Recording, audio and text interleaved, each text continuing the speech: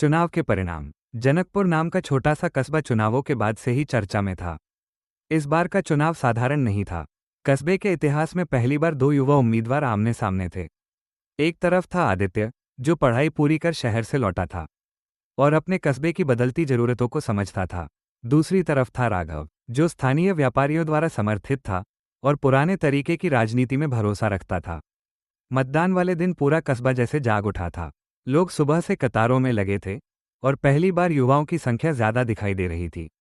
हर कोई कह रहा था, इस बार का चुनाव हमारे भविष्य का फैसला करेगा। आदित्य ने चुनाव प्रचार में बड़े बड़े वादे नहीं किए थे।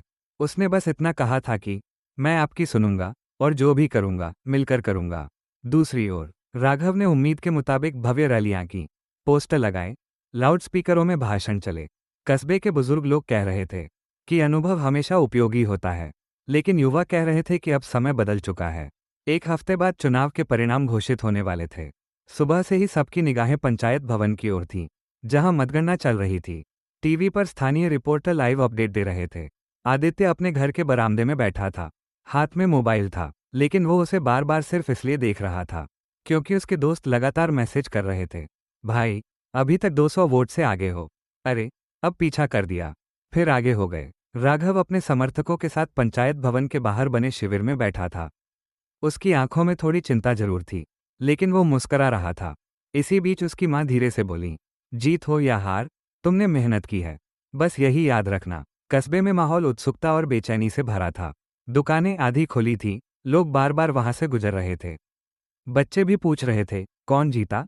दोपहर 3 बजे लाउडस्पीकर पर दिल्ली से आए अधिकारी ने घोषणा की, अभी तक कुल 12 राउंड पूरे हुए हैं, अंतिम 13वां राउंड शुरू हो गया है, अंतर बहुत कम है।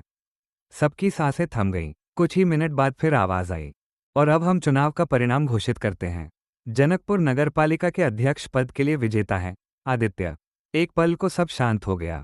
फिर अचानक पूरा कस्बा तालियों और शोर से गूंज उठा।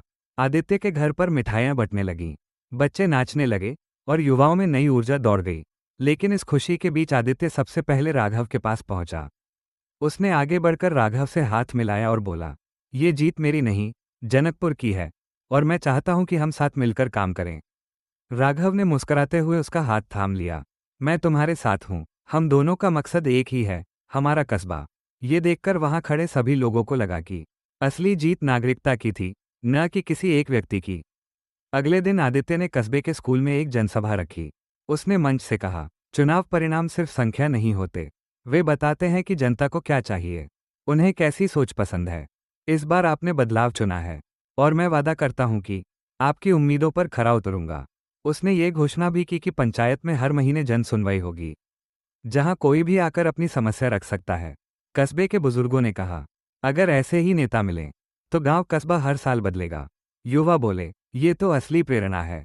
कहानी से सीख, चुनाव केवल जीत हार नहीं होते, वे जनता की सोच, उम्मीद और जिम्मेदारी का प्रतिबिंब होते हैं।